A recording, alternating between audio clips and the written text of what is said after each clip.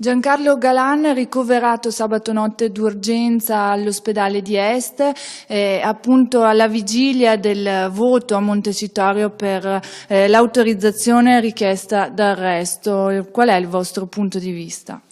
Beh, intanto non si scherza sulla salute e quindi io credo, come garantista, credo che se un ospedale ha deciso di ricoverare Galan si deve ovviamente avere fiducia nelle autorità sanitarie e se hanno ritenuto di ricoverarlo credo ci siano le condizioni per una situazione di rischio per la salute.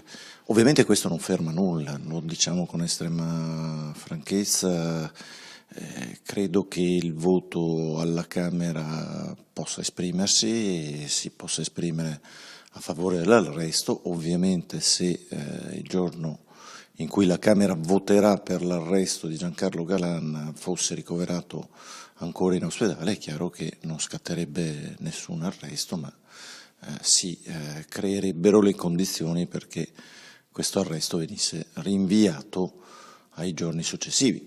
Credo che su questo non si devono avere forme di invase di atteggiamenti ultra giustizialisti. Ecco, se la salute di Galan è a rischio, io credo che, anzi gli faccio gli auguri di pronta guarigione, non cambia il nostro giudizio su quell'inchiesta del Mose, non cambia il nostro giudizio sulla richiesta di arresto.